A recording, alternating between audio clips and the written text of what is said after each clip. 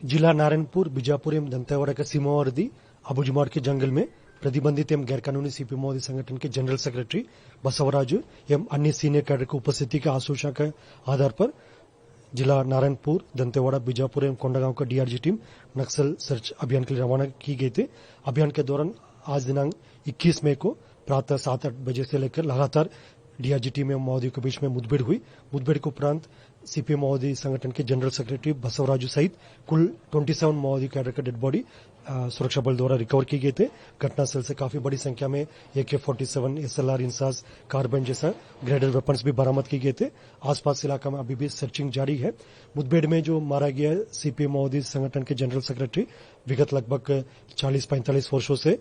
काफी एक hardcore cadre के रूप में नक्सल संगठन में सक्रिय थे और विगत 2-3 वर्षों से सीपीएम माओवादी संगठन का जनरल सेक्रेटरी के रूप में तब गणपति जो 25 वर्ष तक उन्होंने जनरल सेक्रेटरी के रूप में थे। उसके पश्चात 2022-23 से बसवराजू जनरल सेक्रेटरी के रूप में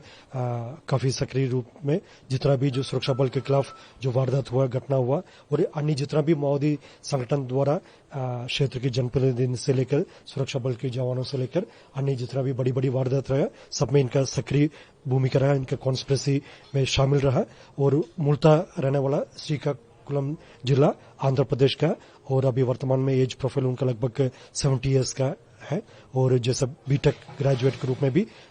उनका एजुकेशन प्रोफाइल का जानकारी प्राप्त हो रहे थे। सभी संपूर्ण जानकारी का हम तस्दीक भी कर रहे हैं और सीपीएम माओवादी संगठन का जनरल सेक्रेटरी रहने के नाते उनके ऊपर लगभग सभी एलडब्ल्यू स्टेट्स में 1 करोड़ से अधिक उनके ऊपर इनाम भी घोषित रहा और वारदात के हिसाब से देखा जाए तो लगभग 150-200 वारदात से अधिक इनका भूमिका रहा प्रत्यक्ष रूप से या अप्रत्यक्ष रूप से और संपूर्ण इनके बारे में प्रोफाइल और जैसे मुठभेड़ में मारा गया अन्य माओवादियों का भी जानकारी हम इकट्ठा कर रहे हैं। इसकी विस्तृत जानकारी जैसा अतिरिक्त हमको पूरा संपूर्ण जानकारी मिल जाए उसके उपरांत हम जारी करेगा। क्योंकि विगत लगभग 40-45 वर्षों से सीपीएम माओवादी संगठन में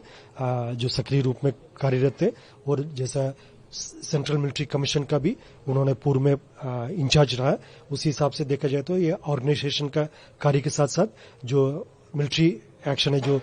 PLG गुरिल्ला एक्शन में भी इनका सक्रिय भूमिका रहा। आईडी से लेकर जितना भी जो माओवादियों का जो गुरिल्ला टैक्टिक्स है इसमें भी उनका काफी एक महत्वपूर्ण इनका भूमिका रही विगत कई वर्षों से। और जैसा घटनाक्रम के हिसाब से देखा जाए तो मतलब एलडब्ल्यू स्टेट्स में लगभग सभी स्टेट्स में इनका प्रत्यक्ष रूप से या प्रत्यक्ष रूप से सभी घटनाक्रम में इनका भूमिका रहा और खासतौर पर दंडकारण स्पेशल जोन कमेटी इलाका में उनका अधिकतम समय इनका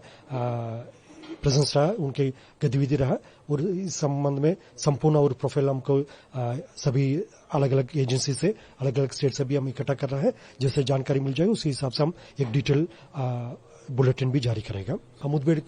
के संबंध में जो डिटेल जानकारी जैसा अभियान संपूर्ण होने के बाद हम जारी करें, क्योंकि अभी भी सर्चिंग अभियान जारी है। सुरक्षात्मक कारणों से हम सभी डिटेल सभी खुलासा नहीं कर सकता, लेकिन जैसे सीपीएम माओवादी संगठन के जनरल सेक्रेटरी जो पूरा संगठन का नंबर 1 कैडर है, जो पूरा देश में जो माओवादियों का सरगना है, यदि उनको मारा जाना तो मतलब निश्चित रूप से सुरक्षा बल द्वारा काफी बहादुरी से और टैक्टफुली इस अभियान को संचालित किए गए थे। और डीआरजी टीम्स का इसके पूर्व में भी जितना भी जो बस्तर संभाग के अंतर्गत जो अभियान संचालित हुआ है, इसमें कठिन भौगोलिक परिस्थिति के बावजूद कठिन जैसा जो क्षेत्र में और अनरिलेटिंग टेरेन है, घना जंगल है और वेदर का भी चैलेंजेस हमेशा रहते हैं। यदि तेज गर्मी रहते नहीं तो बरसात के सीजन रहते, इन तमाम चुनौती के बावजूद डीआरजी टीम्स ने इसके पूर्व में भी काफी उल्लेखनीय कार्य किया। और वर्ष 2024 में देखा जाए तो मतलब लगभग 6